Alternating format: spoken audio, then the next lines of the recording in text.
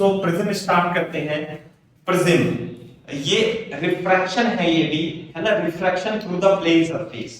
तो पहले लिख लो प्रिज्म होता क्या है, वैसे तो आपने देख लिया होगा, है ना। What is prism? प्रिज्म देखने में तो इस टाइप से होता है, देखो जैसे ये है और इस तरीके से आप, ये तो हो जाएगा इसका बेस, ऐसे करके लाइक दिस, है ना, ऐसे, और it would be like this. ये प्रिज्म होता है, 3D 3 डायमेंशन फिगर बना दिया मैंने, है ना। तो दूसरी बात है, प्रिज्म का ये जो फेस है ABC, इसे फेस कहते हैं, और ये साइड होती है लेटरल साइड, और ये होता है इसका बेस, प्रिज्म का बेस। तो जब हम इसे बनाएंगे तो हम बार बार इसे इतना नहीं बनाएंगे, हम प्रिज्म का क्रॉस सेक्शन बनाते हैं। कैसे हम इसे दिखाएंगे, बस ये हो जाएगा, ये हो जाएगा ABC, this is the angle of prism. क्या बोलते हैं इसे? Angle of prism. आप इसका चित्र बना लो, मैं इसकी डेफिनेशन लिख देता हूं क्या है। It is the combination of two refracting surfaces with a transparent medium between them, है ना। ये क्या है? दो ट्रांसपेरेंट मीडियम, दो सरफेस का कॉम्बिनेशन है। एक ये वाली सरफेस, एक तो ये वाली सरफेस हो गई इधर की, एक इससे पीछे वाली सरफेस हो गई है। अगर जो इसे किसी एंगल पर मोड़ दें, है ना, और इसके बीच में किसी ट्रांसपेरेंट मीडियम को भर दें, तो ये कॉम्बिनेशन प्रिज्म कहलाता है। और इसके इन दोनों सरफेस, ये सरफेस 1 और ये सरफेस 2 के बीच जो एंगल होता है, this is called angle of prism, and angle between these two surfaces, these two refracting surfaces is called angle of prism। Clear है क्या बात? Angle of prism.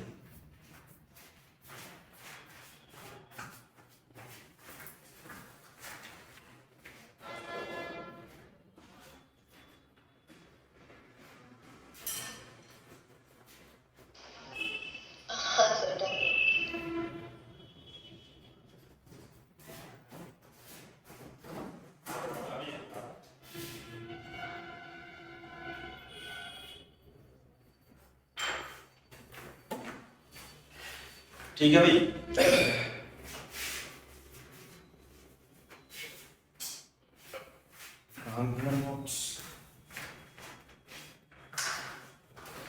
जैसे आपको मैं एक एग्जांपल और बताता हूं, आप इधर से लिख लेना यहाँ पे, एंगल ऑफ प्रिज्म। एक्चुअली इसकी क्या है, ये नीचे वाली भी सरफेस है, साइड सरफेस है।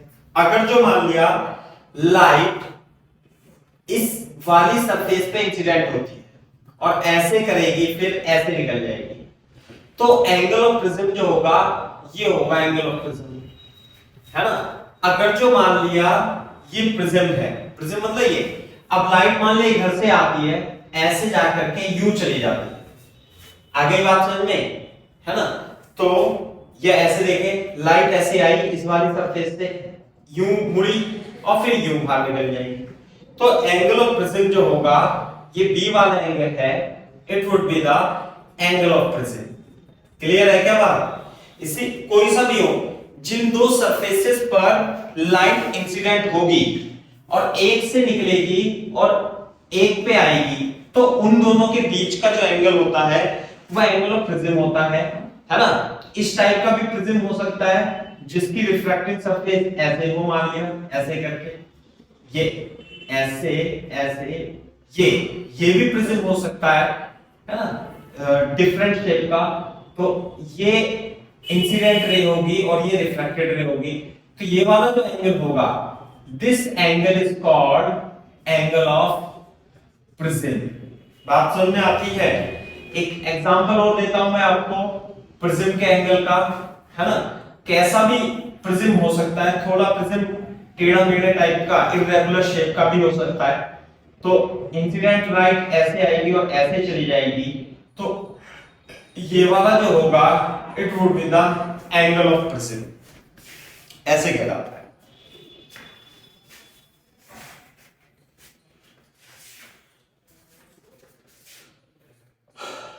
बना लो इसे।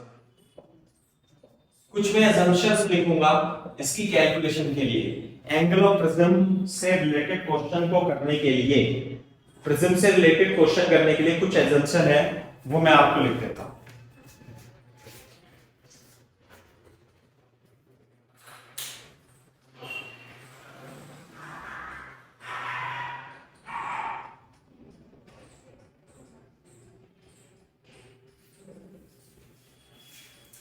पहला assumption ये है, the incident ray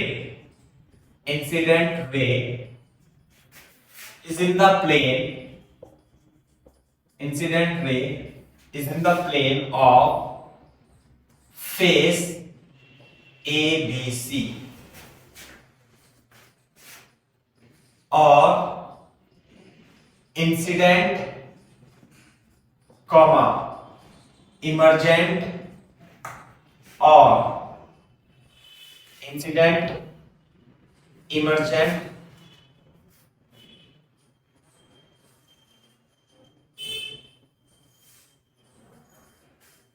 और normal, incident emergent both, incident emergent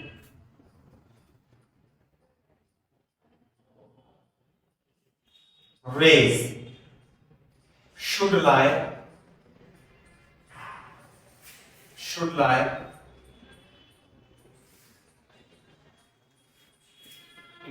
and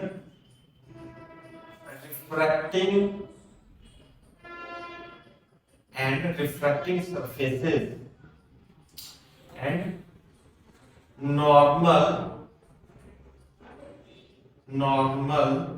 on both refracting surface lie in the same plane। हाँ बिल्कुल सही बात है ना। थोड़ी सी इंग्लिश में गलती हो रही थी, वो मैंने सही कर दी। देखो ध्यान से, जब भी हम क्वेश्चन करेंगे किसके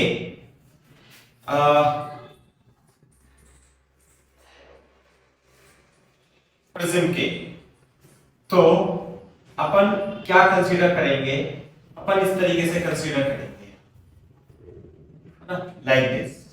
तो जो लाइट रे होनी चाहिए इंसिडेंट रे, है ना, और इसके बीच में, इनके बीच का जो नॉर्मल है, ये इंसिडेंट होगी, इमर्जेंट रे होगी, ये सब एक प्लेन में लाई करनी चाहिए। क्लियर है क्या बात? और normal on both reflecting surface, ये रिफ्लेक्टिंग सरफेस है, इसका नॉर्मल भी, और ये वाली रिफ्लेक्टिंग सरफेस है, इसका नॉर्मल भी ए बी सी के प्लेन में होना चाहिए, तभी हम कैलकुलेशन कर भी पाएंगे। ऐसा नहीं होना चाहिए कि बोर्ड पे देखो ये हमारा प्रिज्म है, ये हमारा प्रिज्म है, ऐसे करके लाइक दिस, है ना, ये हमारा मान लेते हैं प्रिज्म है ऐसे, ठीक है भाई। तो लाइट रे ऐसे नहीं है कि इसके अंदर एंटर करे यूं करके, ऐसे नहीं होना चाहिए।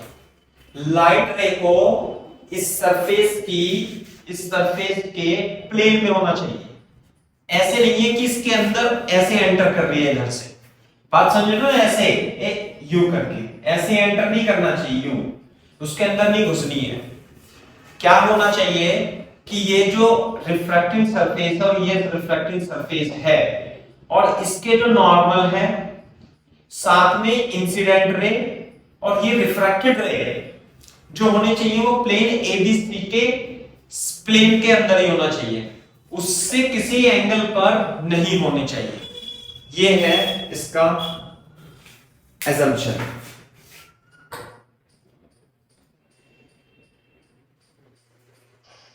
हाँ sir, done sir.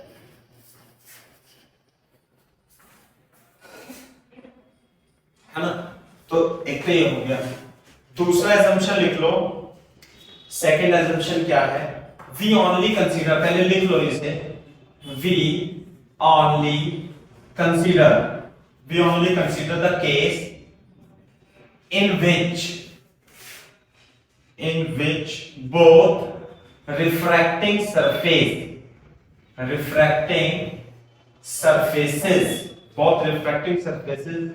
produces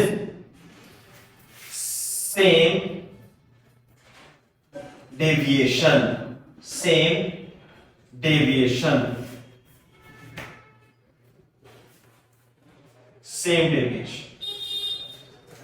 are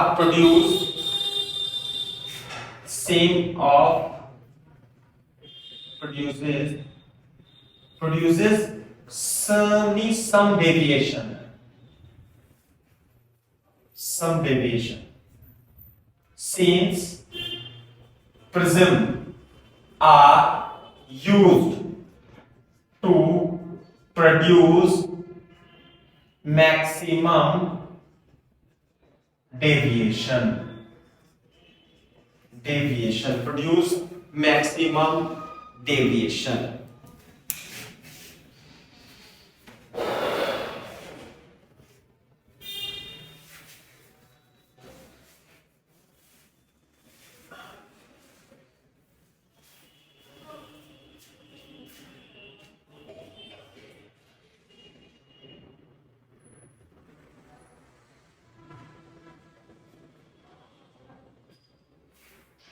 हाँ सर। देखो इसका मतलब ये है कि प्रिज्म का काम जो होता है वो होता है डेविएशन प्रोड्यूस करना। डेविएशन मतलब लाइट रे ऐसे जा रही है, उसके पाथ में डेविएशन प्रोड्यूस करना प्रिज्म का काम होता है। तो हम वही केस कंसीडर करेंगे जिसमें कि रिफ्रैक्टिंग सरफेसेस कुछ डेविएशन प्रोड्यूस करें। ऐसा नहीं है कि कुछ वो डेविएशन भी प्रोड्यूस नहीं कर रहा है तो we will not consider that as a prism. Prism वही है जो कुछ डेविएशन प्रोड्यूस करे। क्लियर है क्या बात? ओके, तो बोर्ड पे देखो ध्यान से, मैं थोड़ा सा मैथमेटिकली कैलकुलेशन जो कि इसमें यूज होगा वो मैं बता देता हूं। प्रिज्म तो देखने में वैसे ऐसे होता है, इसे टेट्राहेड्रल प्रिज्म भी बोलते हैं ना। टेट्राहेड्रल नहीं, ये टेट्राहेड्रल नहीं है, ये कौन सा प्रिज्म है? ये नाम क्या है इस प्रिज्म का? क्या शेप बोलेंगे बेटा इसे? बताओ, बता सकते हो आप इसे? शेप इसकी ट्रायंगुलर प्रिज्म बोल सकते हैं इसे, है ना? ट्रायंगुलर प्रिज्म ऐसे बोल सकते हैं, है ना? ये लैब में, फिजिक्स लैब में आपको देखने के लिए मिल जाएगा। यदि आप देखोगे तो आप नेट पे भी देख सकते हो इसका चित्र। लेकिन हम इसका हमेशा कैलकुलेशन के लिए जितने भी सवाल आएंगे इसका फेस दिया होता है, हमेशा फेस दिया होता है, क्रॉस सेक्शन एरिया दिया होता है। तो बोर्ड पे देखो, यदि ये ए है, ये बी है, तो ये इंसिडेंट रे है और ये इंसिडेंट रे हो गया, तो यहाँ पे तो इंसिडेंस हो रहा है, तो ये एंगल ऑफ इंसिडेंस हो गया।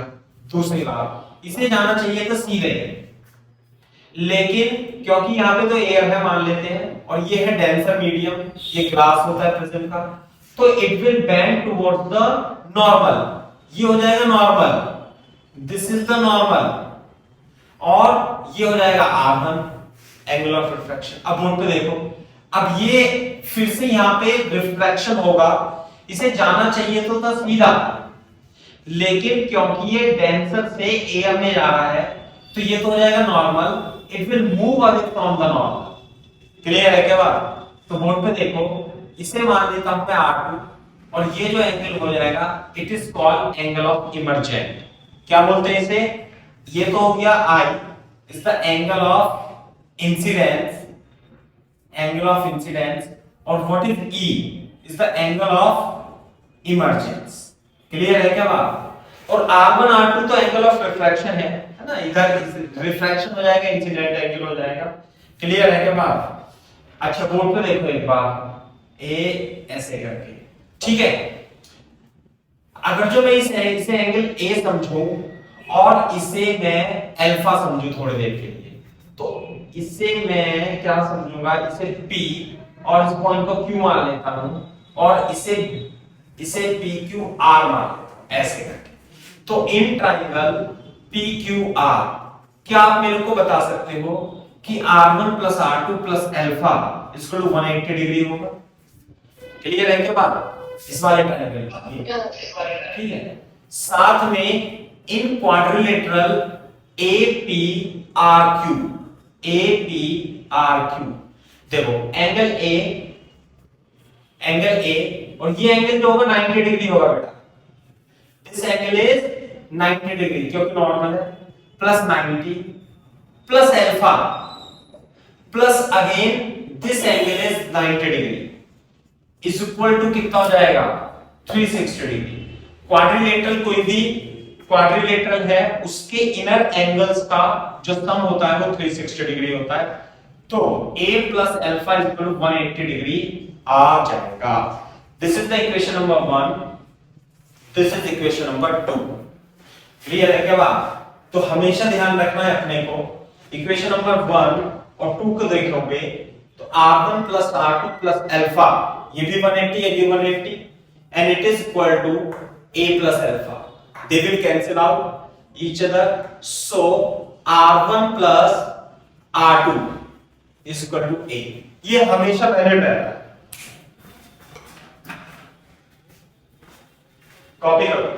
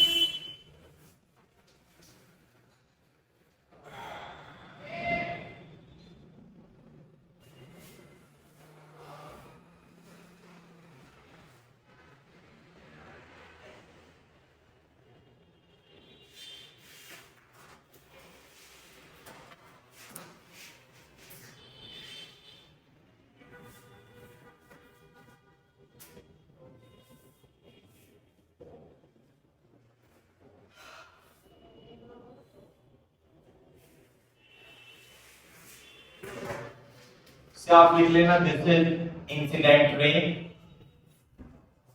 दिस इज इमर्जेंट रे।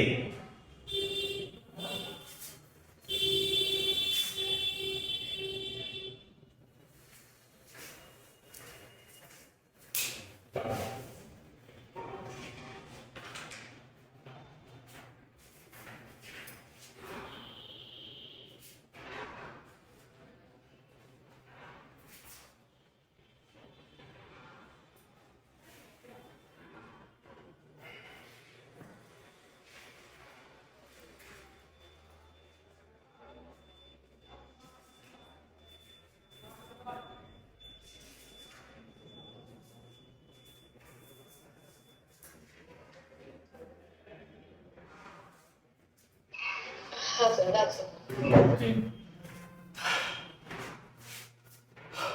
तो ये है इसमें, है ना? अब देखो प्रिज्म का काम होता है डेविएशन देना। प्रिज्म का काम है इंसिडेंट रे और इमर्जेंट रे में डेविएशन प्रोड्यूस करना, तो वही मेन इंपॉर्टेंट काम है प्रिज्म का, और उसी से रिलेटेड हम कैलकुलेशन भी करेंगे, है ना? तो R1 plus R2 is equal to A होता है, ये हमेशा ध्यान रखने से डायरेक्ट एज ए रिजल्ट हम यूज करेंगे। क्लियर है क्या बात? तो अभी लिख लो इसमें, है ना, जो पॉइंट हम कैलकुलेशन में यूज करेंगे प्रिज्म से रिलेटेड, उन कैलकुलेशंस के पॉइंट, जैसे R1 plus R2 is equal to A, ये तो हमने देख लिया, क्लियर है बात। दूसरा लिख लो some other important point, some other important points, है ना। बोर्ड पे देखो एक बार जरा, जैसे थोड़ा चित्र बड़ा बनाएंगे क्योंकि इसमें खिंचपिच हो जाती है, बहुत सारे सिंबल हमने यूज करने हैं। चित्र थोड़ा कॉपी पे भी आप बेटा बड़ा बनाना। ये हो जाएगा एंगल ऑफ प्रिज्म, ये हो जाएगी इंसिडेंट रे, ये हो जाएगा normal to the refracting surface, this is the angle of incidence. और ध्यान से देखना, ये जो रे है ये पैरेलल टू ऐसे नहीं है, ध्यान रखना, ये ऐसा हो भी सकता है और ये रे ऐसे भी हो सकती है ना, ऐसे करके यूं भी हो सकती है, तो इस चीज का ध्यान रखना। लेकिन हम थोड़ा क्या लगभग सीधा ही बना देते हैं इसे, क्योंकि हमारा चित्र अच्छा बनता है। तो ये जरूरी नहीं है कि ये रे मतलब पैरेलल हो भी सकता है, जिन केसेस में होगा उसे मैं एक्सप्लेन करूंगा। तो इसे तो मान लेते हैं R1, क्लियर है बात। ये यहाँ पे फिर से R2 होगा और ये फिर से चला जाएगा and it would be the angle of emergence, clear है क्या बात। अच्छा बोर्ड पे देखो, ये A हो गया, ये क्या लिया था मैंने R, ये P and this is Q, है ना, और ये हो जाएगा आपका अल्फा। तो R1 प्लस R2, पहला पॉइंट तो है R1 plus R2 is equal to A, है ना। दूसरा पॉइंट यहां पे देखो, एट P स्नेल्स लॉ लगाएंगे। यहां पे तो मान लिया स्नेल्स लॉ में यहां पे स्नेल्स लॉ लगाओगे तो यहां तो एयर है और इधर भी एयर है, तो स्नेल्स लॉ क्या लगाओगे, स्नेल्स लॉ, और ये होगा आपका 1 into sin 9। इसका रिफ्रैक्टिव इंडेक्स कितना मान ले, ग्लास का refractive index mu into sin। एक तो ये पॉइंट हो गया। दूसरा पॉइंट, अब हम Q पे लगाएंगे, this is Q, at Q Snell's law. कैसे लगाएंगे स्नेल्स लॉ, Q पर n into mu into sin R2। यहां पे तो R1 आएगा और यहां पे आएगा mu into sin R2 is equal to 1 into sin। एक इक्वेशन ये हम यूज करते रहेंगे, क्लियर है क्या बात। अच्छा बोर्ड पे देखो, अब हम बात करते हैं इसकी डेविएशन की। इसमें डेविएशन कितना होगा, बोर्ड पे देखना बेटा, कॉपी कर लो यहां तक, फिर मैं डेविएशन समझाता हूं आपको।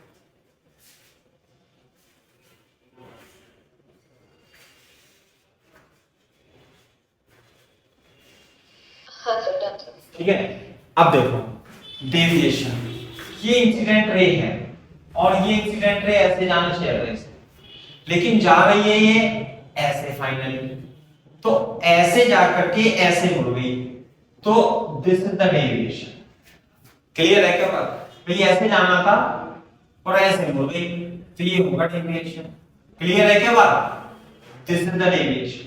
तो मेरे ख्याल से समझ में आना चाहिए डेविएशन कितना होगा। अब मैं इसे कैलकुलेट करके दिखाता हूं।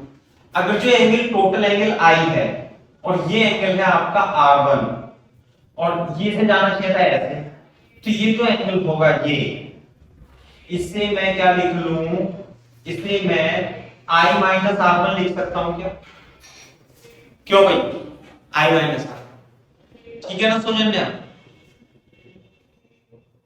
ये टोटल एंगल कितना I, तो ये भी आई, तो I माइनस R1। दूसरा, अब ये देखो, ये टोटल एंगल है एंगल ऑफ इमर्जेंट E, तो ये टोटल एंगल भी E होगा, है ना।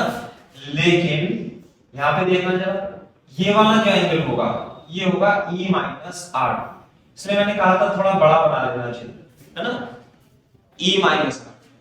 तो क्या तुम मुझे डेविएशन बता सकते हो? ये पी क्यू आर, इसे लिख देता हूं मैं एस।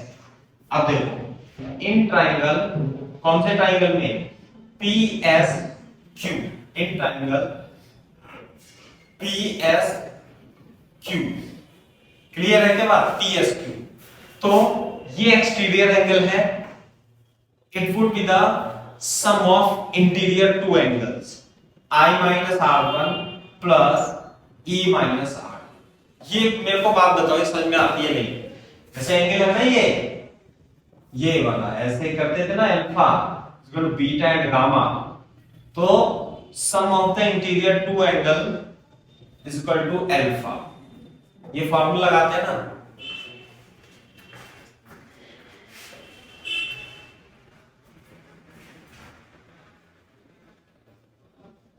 हाँ सर।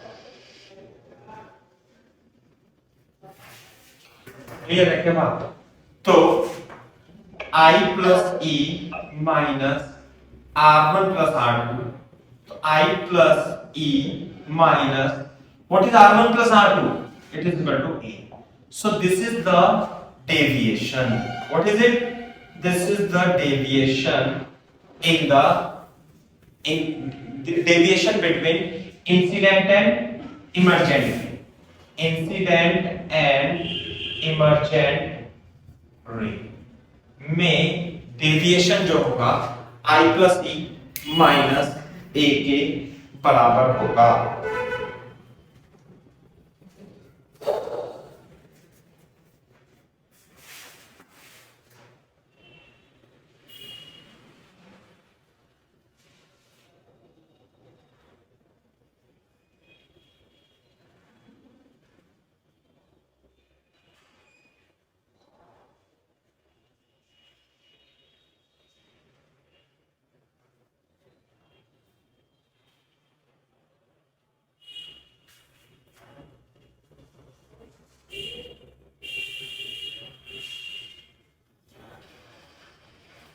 हाँ सर, डन सर। ठीक है, अब मैं इस पे सवाल कराता हूं कुछ, तो आपको समझ में आना चाहिए, है ना? तो कैसे बताऊं मैं? चलो अब मैं चित्र ही बता देता हूं। जैसे कि क्वेश्चन लिखो, एग्जांपल लिखो, find net deviation produced by prism with angle A is equal to 60 degree if refractive index is √3. देखो, as shown in figure, as shown in कैसे? ये है और इंसिडेंट एंगल ये 60 डिग्री और इसका √3 तो इसका रिफ्रैक्टिव इंडेक्स और ये एंगल ए दे रखा। तो आपको डेविएशन निकालना है, यानी कि जो इंसिडेंट रे है एक रिफ्रैक्टिंग सरफेस पर, प्रिज्म की रिफ्रैक्टिंग सरफेस पर 60 डिग्री पर इंसिडेंट होगी, तो आपको टोटल डेविएशन एंगल आपको निकालना है।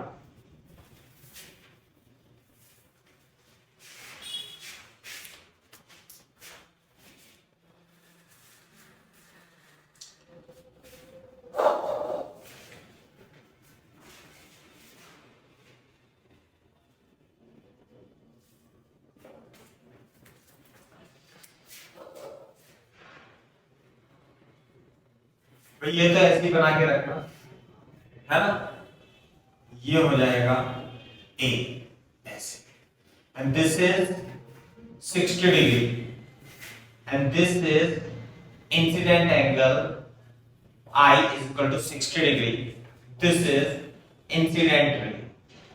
तो देखो बोर्ड पे देखो, इसे सीधा जाना चाहिए था, बट क्योंकि ये एयर से ग्लास में जा रही है, यानी कि रेयर से डेंसर में जा रही है, तो it will bend towards the normal. अब कितना झुकेगी, कितना बेंड होगी, ये स्नेल्स लॉ से निकलेगा। तो मैं P पर क्या लगा देता हूं? स्नेल्स लॉ लगा देता हूं। तो स्नेल्स लॉ क्या आएगा? 1 into sine I is equal to mu into sine R. तो 1 into sine 60 is equal to mu कितना है भाई, √3 इंटू साइन r1। ये एंगल ऑफ रिफ्रैक्शन है r1। This is √3 upon 2 and this is √3 sine r1। Sine r1 is equal to 1/2 is equal to sine 30 degree. So r1 is equal to 30।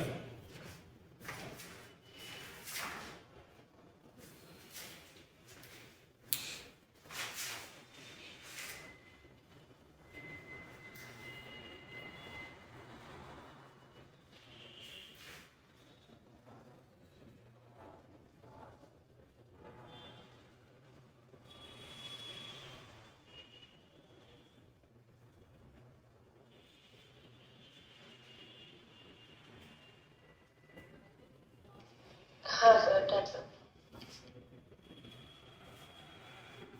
सही है, very good. तो about अगर जो ये 30 degree r1 और ये तो होता है 90 डिग्री, तो ये एंगल बता सकते हो ये एंगल कितना होगा, ये एंगल बता सकते हो कितना होगा। r1 तो है 30, बोलो कितना होगा, सर 30 हो जाएगा। कितना,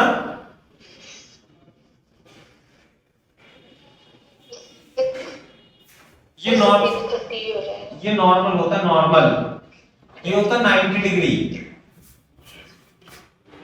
तो ये एंगल आया r1 30 डिग्री, तो ये वाला एंगल अल्फा कितना होगा, 60 डिग्री। तो this angle would be 60 degree और ये है 30 डिग्री। तो इसका मतलब चित्र जो इसका बनेगा वो ऐसा बनेगा, ये रहा 30 डिग्री, है ना। बोर्ड पे देखो ये ऐसे जाएगा, क्लियर है के बाद। दूसरा ये r2 है, ये r1 है, और ध्यान से देखो, बोलो हमारे पास r1 पता लग गया, तो r1 प्लस r2 तो a के बराबर होता है। r1 है 30 degree, r2 is equal to 60 degree, तो जो r2 होगा ये भी कितना हो जाएगा, ये भी 30 डिग्री हो जाएगा। इसका मतलब यहां भी मैं एक चित्र बना देता हूं, तो ये रेस ऐसे जाएगी, यूं करके ऐसे जाएगी, और ये है 30 डिग्री और ये भी 30, ये 60, ये 60 जाएगी। क्लियर है क्या बात। तो अब ये e की बात आ गई कि e कितना निकालेंगे, तो फिर से यहां पर यह a p q, q पर क्या लगा देंगे, फिर स्नेल्स लॉ लगा देंगे। स्नेल्स लॉ क्या लगाएंगे, Snell's law, mu into sine r2 is equal to 1 into sine e। तो म्यू की वैल्यू कितनी है भाई, म्यू की वैल्यू है यहां पे √3 इनटू साइन r2 की वैल्यू कितनी है, ये तो हमें निकालना ही है, r2 और सॉरी r2 तो पता है हमें कितना है, r2 30 डिग्री, तो साइन e निकल जाएगा, तो √3 into 1/2 is equal to sine e।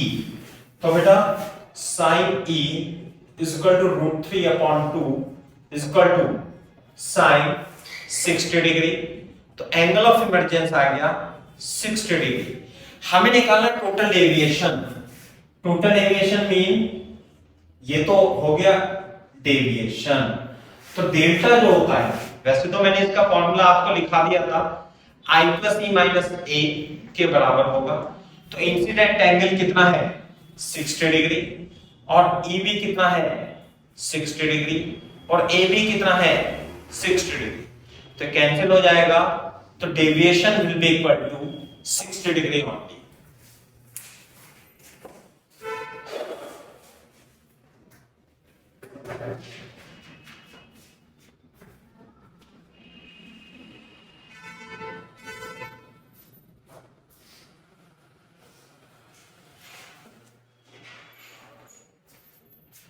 Copy कर लो तेजी से,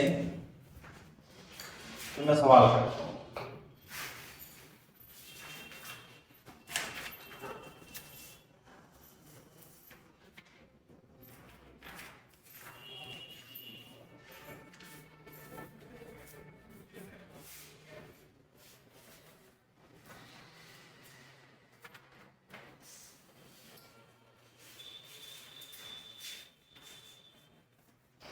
हाँ sir, done sir.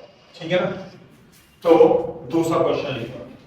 For example ये हमारे पास प्रिज्म है और ये 75 डिग्री का, इसमें एक रे आती है, ये 90 डिग्री होता है, ध्यान रखना नॉर्मल है, इट इज ए नॉर्मल, और इंसिडेंट एंगल है और इसका रिफ्रैक्टिव इंडेक्स है √2।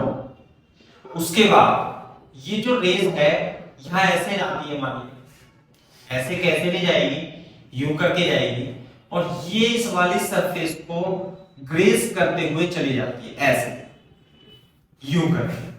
क्लियर है क्या बात। तो हमें एंगल ऑफ इंसिडेंट की वैल्यू निकालनी है ना। इन द गिवन फिगर ऐसे लिखेंगे example, in the given figure find angle of incident I so that emergent ray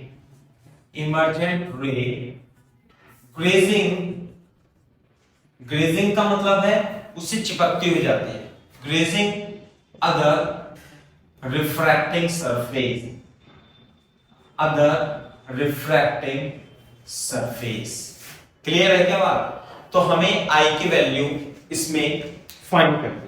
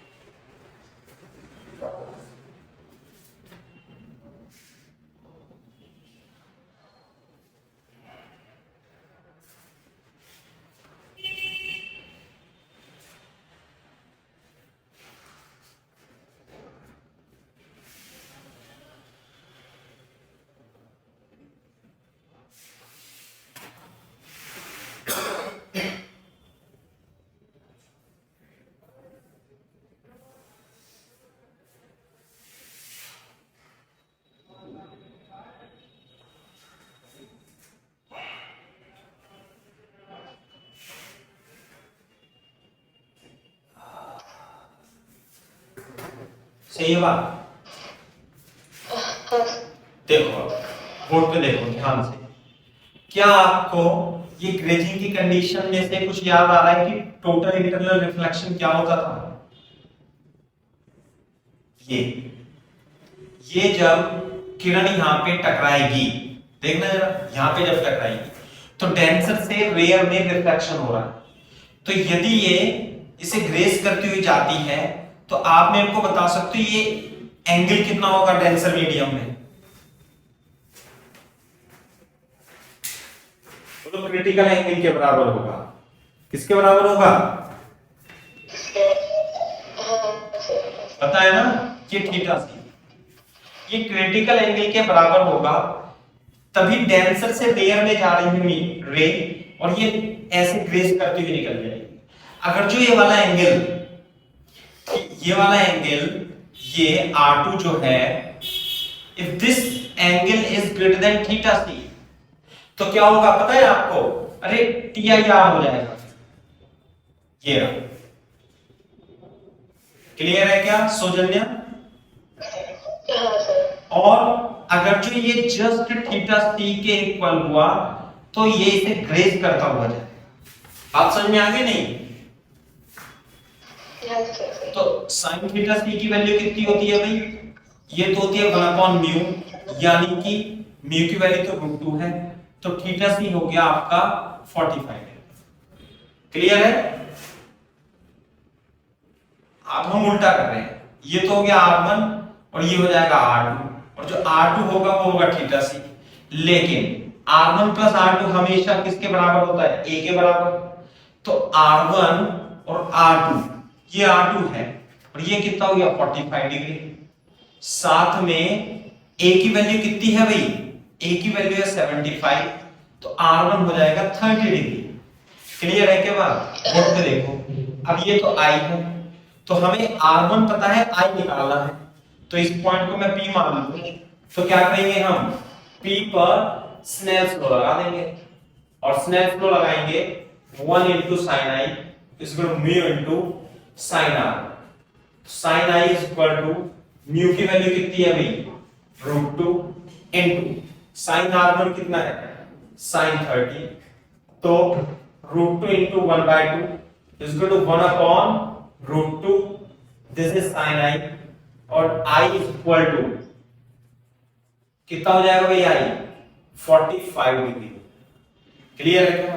so this is the incident angle, it should be equal to 45 degree and it will graze the other refracting surface. This is the condition. Prism start कर देता हूं। Prism में मैंने आपको बता ही दिया था, सब उसी तरीके से क्वेश्चन लिख लो आप जल्दी से फटाफट। देखो फॉर एग्जांपल ये है आपका क्वेश्चन, लिख लो a ray of light incident normally on one face of right angle isosceles glass prism. What is the minimum value of refractive index so that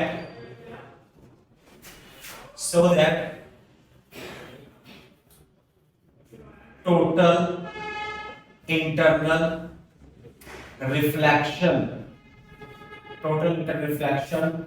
takes place as shown in figure. Clear है क्या बात? मैं figure बना देता हूं। This is the right angle isosceles triangle, यहां पे है, और एक लाइट रे ऐसे है, ये 45 है, ये भी 45 होगी, और ये 90 डिग्री है। तो आपको इसके म्यू मिनिमम की वैल्यू फाइंड करनी है ना, so that total reflection takes place.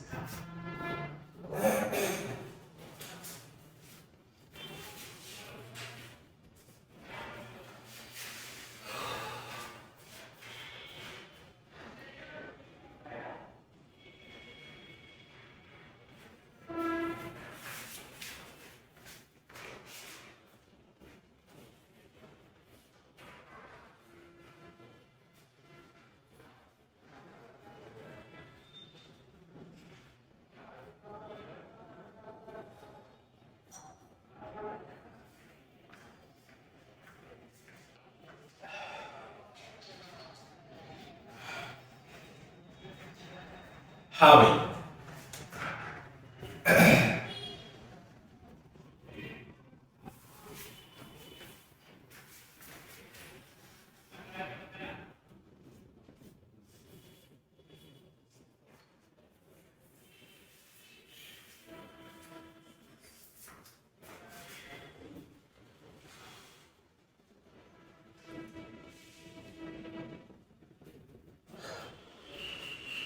Copy कर दिया बेटा?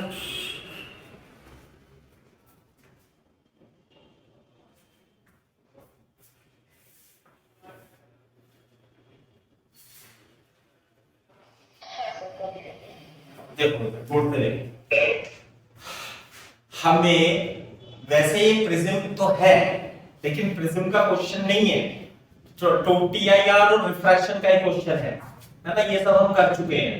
ध्यान से देखो, अगर जो कोई लाइट रे ऐसे आएगी ऐसे करके, तो इससे जाकर के टकराएगी, तो वो ये कह रहा है कि आपको इसके म्यू की वैल्यू बतानी है, so that TIR takes place as shown in figure।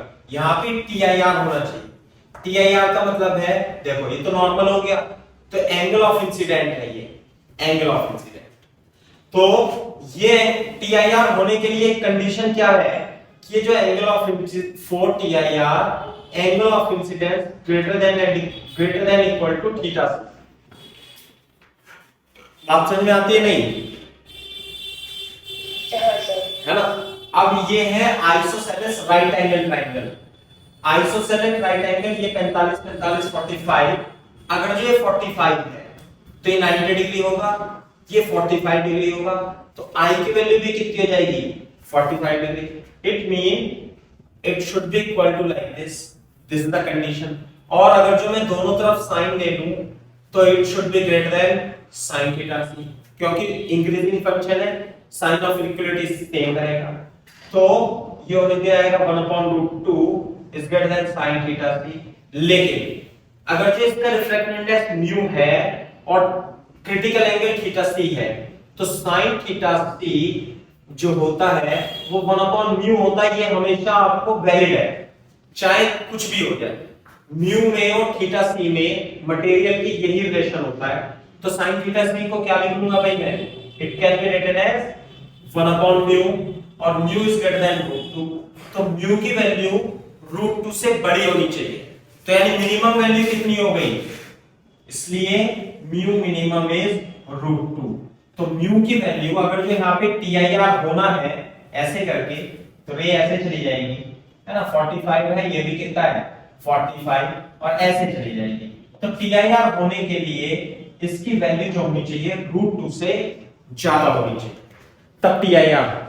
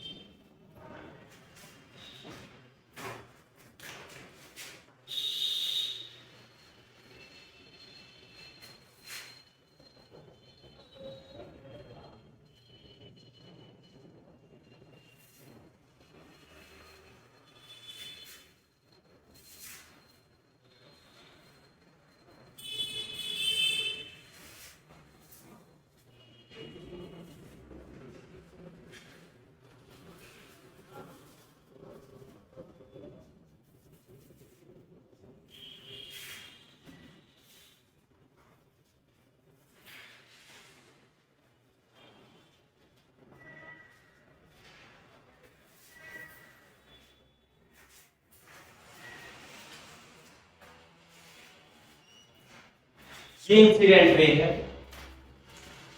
This is the incident ray, है ना, और ये ऐसे जाएगी और यहां पे जाकर के इसके अंदर जाके ये मिरर है। तो अपने को क्या बताना है, ये आई की वैल्यू निकालनी है और म्यू बराबर √2 दे देता हूं मैं, जिससे कि अपने पाथ को रिट्रेस करें।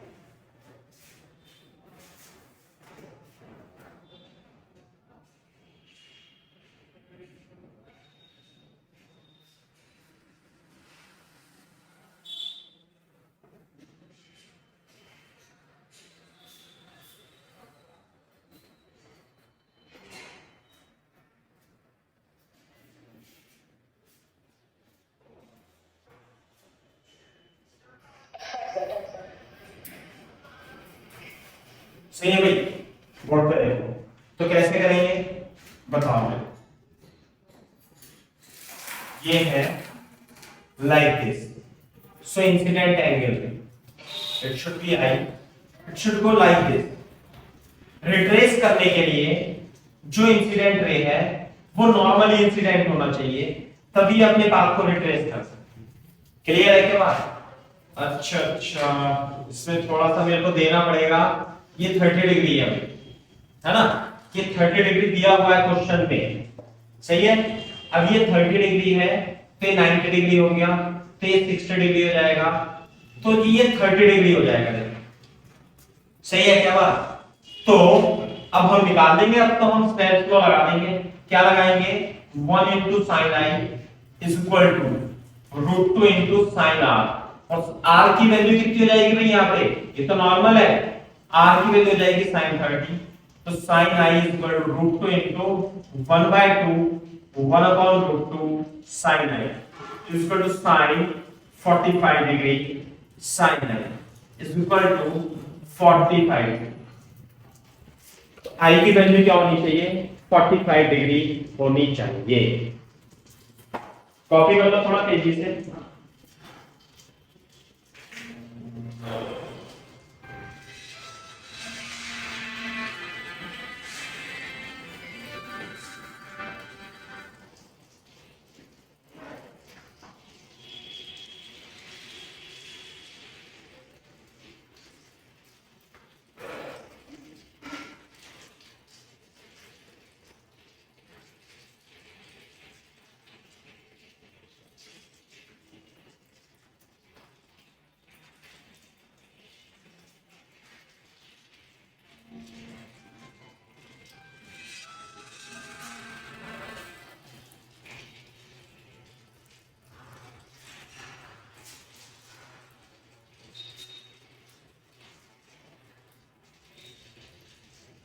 हो गया बेटा?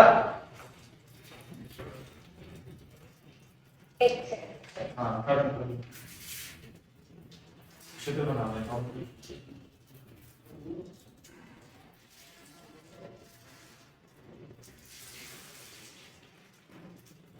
$45 डिग्री 45 ये इस तरीके से है ना? If two parallel rays are incident on isosceles prism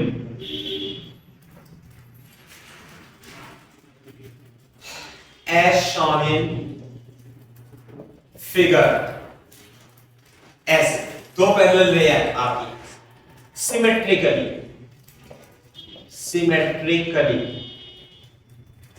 find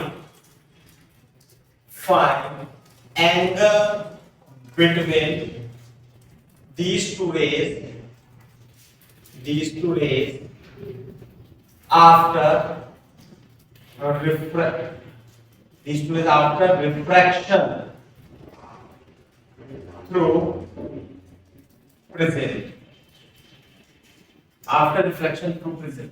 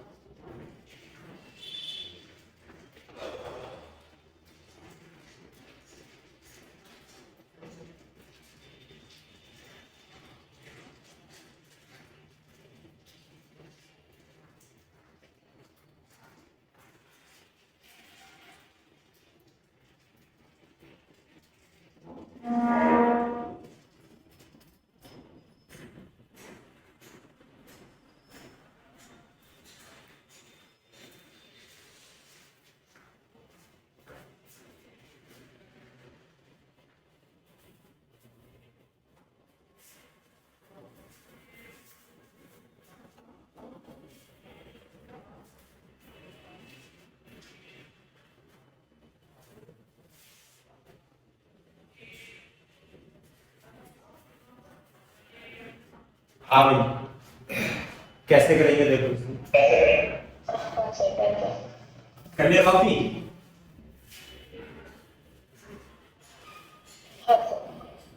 तो बोर्ड पे देखो क्वेश्चन तो ऐसे लिखा रहने देना, सॉल्यूशन लिखना ये है ऐसे और ये है ऐसे, ये 90 डिग्री, ये 45, ये 45 है ना।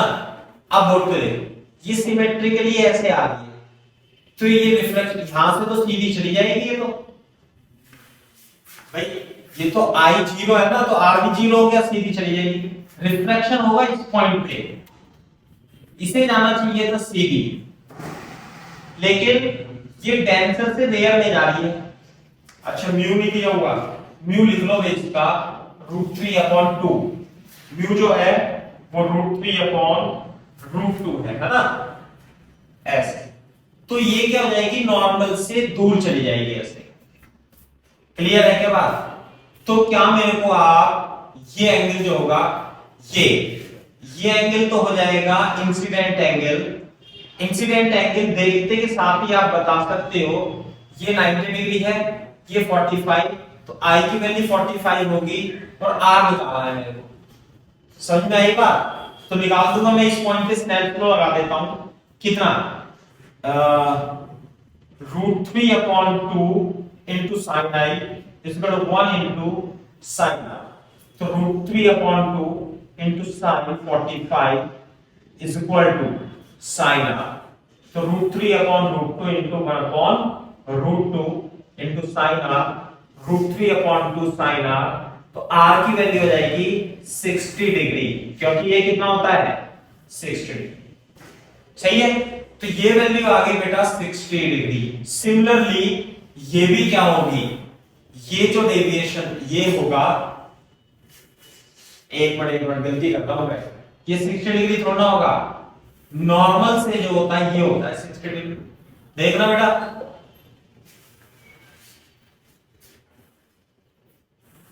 और ये ऐसे, ये नॉर्मल,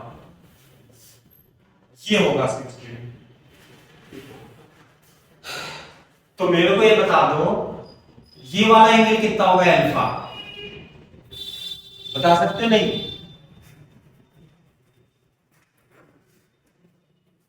अल्फा अल्फा कॉपी करो और अल्फा बताओ। सर 30 हो जाएगा। नहीं नहीं नहीं, अल्फा ढंग से।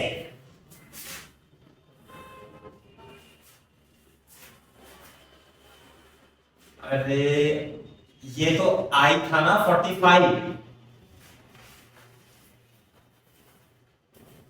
अरे डेविएशन कितना हो, डेविएशन, चलो इसे डेविएशन लिख लेते हैं। सर 50 हो जाएगा। डेविएशन हो जाएगा r माइनस आई। r तो कितना है 60 और i कितना था 45, तो ये हो जाएगा 15 डिग्री, 50 डिग्री। समझ में आ रही है बात नहीं? हाँ सर। तो ये भी डेविएशन है 15, तो यदि ये है तो ये भी डेल्टा और ये भी डेल्टा, तो ये भी 15 डिग्री, ये भी 15 डिग्री। तो इस और इसके बीच में जो आंसर आएगा कितना आएगा भाई, 30 degree is the angle between रे 1 एंड 2। ये 1 हो जाएगी, ये 2 हो जाएगी। सही है, तो 1 और 2 के बीच में आंसर आ गया आपका 30 डिग्री।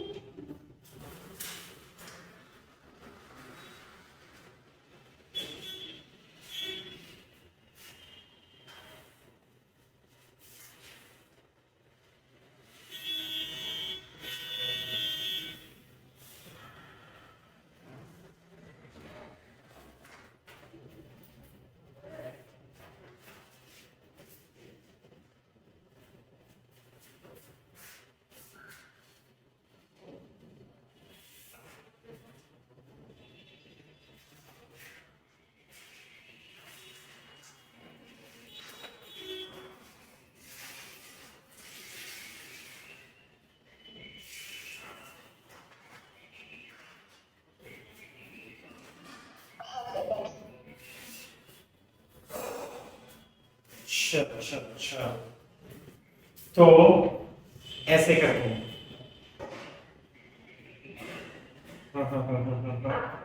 एक सवाल और करा देता हूं मैं आपको।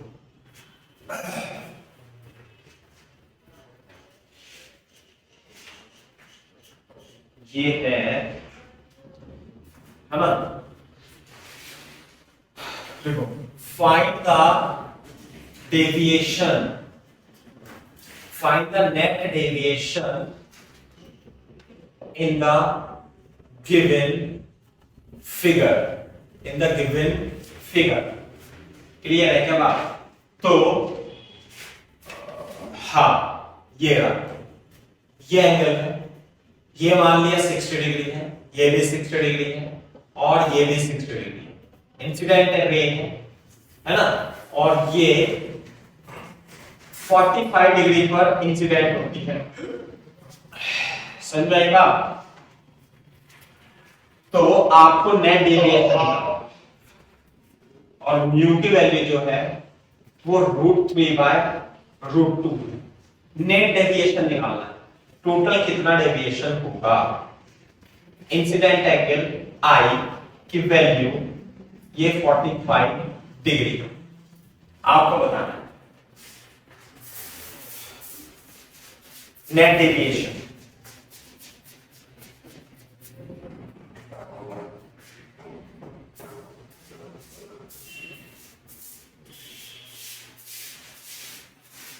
थोड़ा मैं न्यू की वैल्यू चेंज कर सकता हूं, लेकिन आप कर दो।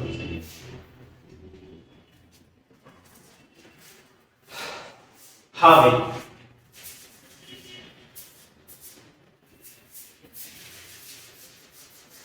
चलो अभी इसे देखो इधर, अभी तो ये इंसिडेंट एंगल आई है, तो मैं यहां पे लिखता हूं। थोड़ा सा मेरे को चेंज करना पड़ सकता है क्वेश्चन में, डेटा में।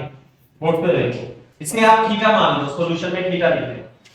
तो यदि ये रे आई है और ये 45 है, तो ऐसे जाएगी, कैसे जाएगी ये मेरे को नहीं पता। तो एंगल आर निकालते हैं, तो क्या निकालेंगे, 1 into sin i is equal to mu into sin i। Clear है क्या बात? तो बोर्ड पे देखेंगे हम 1/√2 और ये कितना आ गया 1/√2 into sin r √2 into sin r। तो एक काम करते हैं, इसे √2 लिख लेते हैं भाई, √2 लिखेंगे ना। हाँ, तो √2 लिखेंगे, थोड़ा सा चेंज कर लो बेटा, है ना, √2। तो जो sin r आएगा वो आएगा 1/2 यानी sin स्क्वायर। r की वैल्यू कितनी आ गई 30 डिग्री। तो जब ये 30 डिग्री होगा, देखो ध्यान से, तो 60 लिख लेते हैं अपन, और ये हो जाएगा हमारा 30 डिग्री। तो बस म्यू की वैल्यू चेंज कर लो बेटा आप, √2 है ना, म्यू की वैल्यू है √2। अब ये 30 डिग्री है, तो बोर्ड पे देखो ऐसे, ये और यहां देखो ये एंगल कितना हो जाएगा। ये समझ में आती बात नहीं? ये तो था हमारा R1, ये था R2। तो R1 प्लस R2 कितना होता है हमेशा 1। ये 60 डिग्री है मानते हैं, तो 60 ये तो हो जाएगा R1 30 डिग्री, ये R1 आ गया हमारा, है ना, R1 30 degree plus R2 equal to 60 degree. तो जो R2 होगा वो हो जाएगा 30 डिग्री, ये भी 30 डिग्री है। और जब ये 30 डिग्री हो जाएगा, तो जब ये आप E निकाल लो, मेरे को E निकाल के देखो, E कितना है।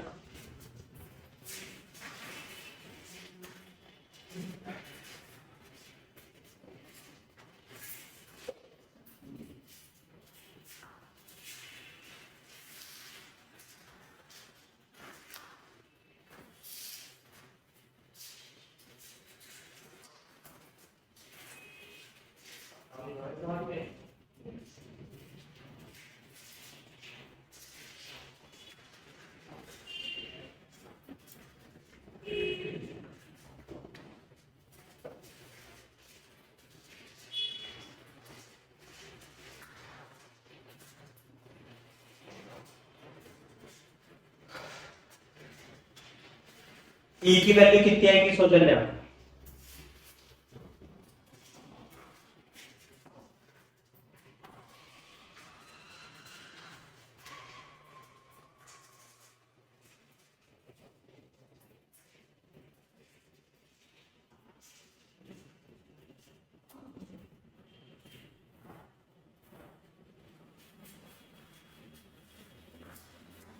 ये तो A है, ये P है, ये Q पॉइंट है।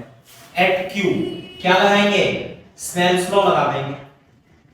तो क्या लगाएंगे Snell's law, mu into sine r is equal to 1 into sine e। ऐसे तो म्यू इधर का कितना है √2 इनटू साइन r की जगह r2 लिखेंगे, और साइन r2 कितना है sine 30 is equal to sine e।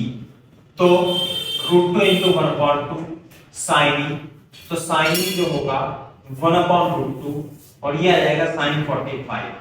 तो e की वैल्यू जो आएगी वो आ जाएगी 45 degree. e would be 45 degree.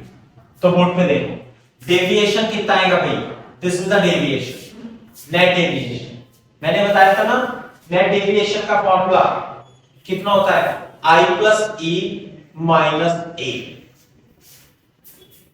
कल मैंने आपको डेविएशन फाइंड कराया था, डेविएशन जो फाइंड होगा वो ये होगा, ये वाला एंगल प्लस ये वाला एंगल, ये होता है i माइनस r1, ये होता है e माइनस r2, है ना।